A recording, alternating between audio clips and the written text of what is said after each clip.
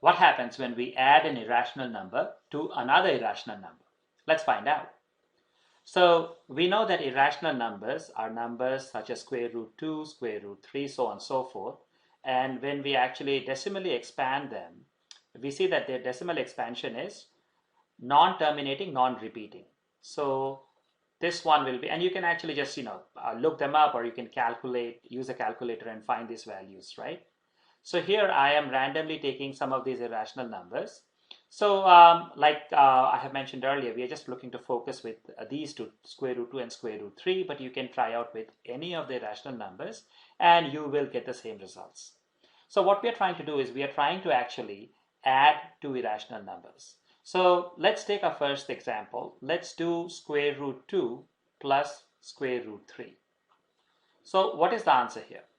So what we really need to do here is simply add these two numbers, right? So in other words, we have 1.414 and this goes on forever and it is a non-repeating.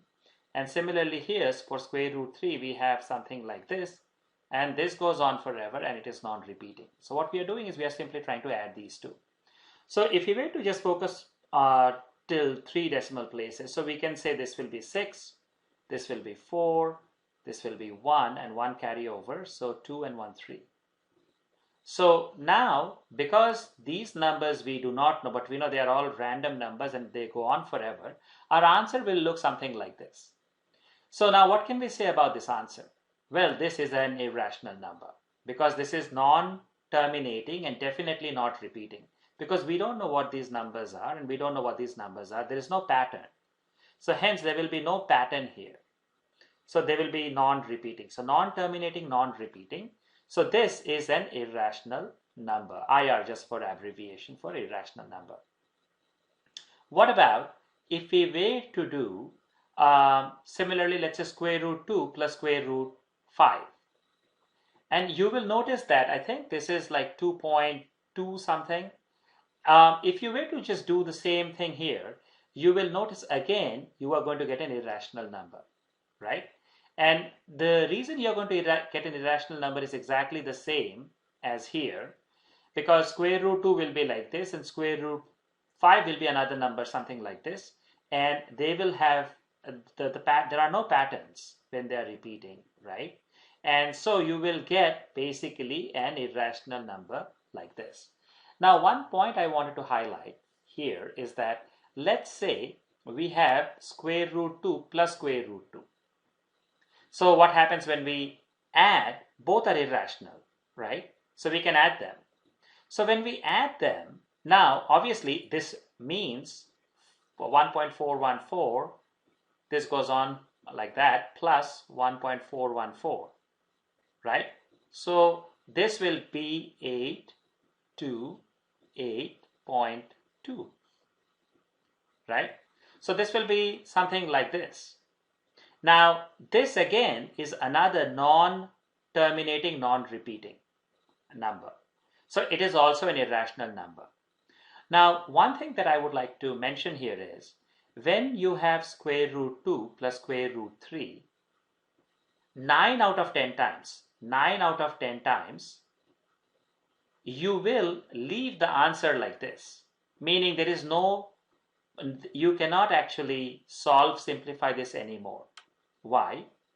Because the only way to expand this will be to do the decimal expansion of each one of them and then add. And because the decimal expansion goes on infinitely, there is no way you can actually find out what exactly is the addition, right? Now, why did I say 9 out of 10 times? Maybe the 1 out of 10 times, the question may be asking you to write the sum up to 5 decimal places or up to 4 decimal places, and they may actually give you the values, right? In that case, you will almost treat the numbers as if they are finite decimal numbers and basically just do the addition and see what you get, right? Now what about here, square root 2 plus square root 2?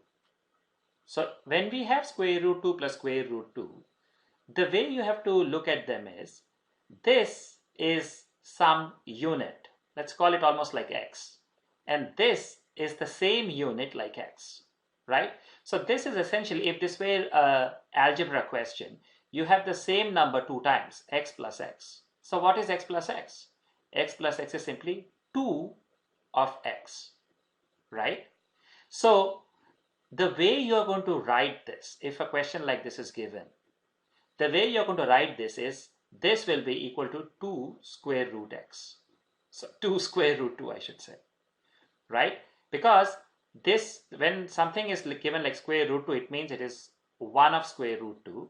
And square root 2 again is 1 of square root 2. So when you add them, you get 2 of square root 2. So you get 2 of square root 2, right? Now this is only true if both of them are same, right?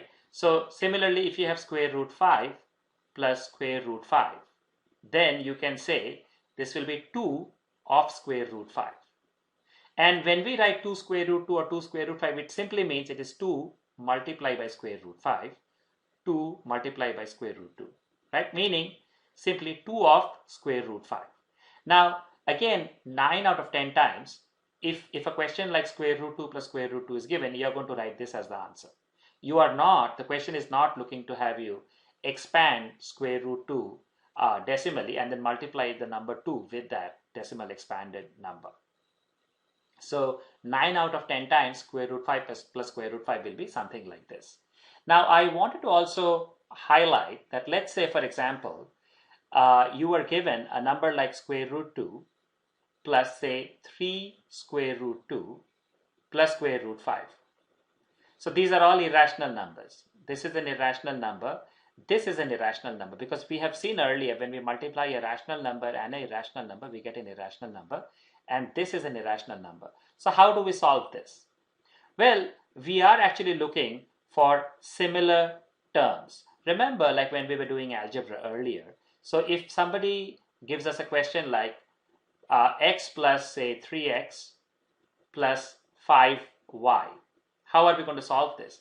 Well, we are looking for the like terms. We are looking for the terms that have x, and then terms that they don't have x, right? Or in this case, let's say if we had, maybe let's write it as maybe minus 2y plus 6. If the whole question was like this, then we are going to group the like terms, right? So we are going to do x plus 3x, right? Plus we are going to say 5y minus 2y and plus 6. Because these are x terms, these are y terms, and this is a constant number. Or this will be x plus 3x is 1x, so this will be 4x. And this will be 5y minus 2y will be plus 3y, and then plus 6.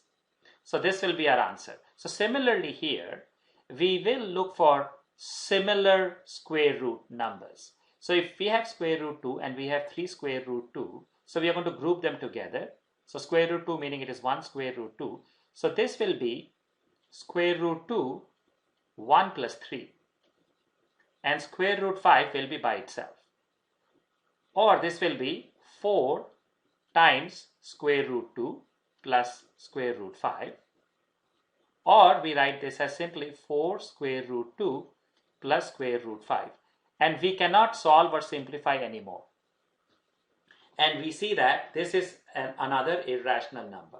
Because if you weigh, why do we say this is an irrational number? Well, you can then open the square root and write them in the decimal form.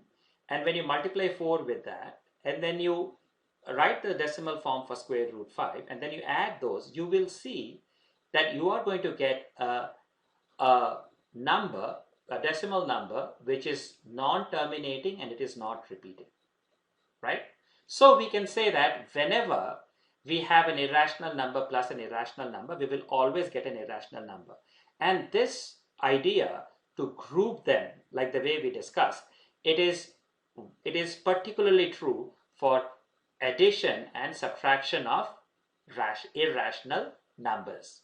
So just to quickly sum up, whenever we add two irrational numbers, we always get an irrational number.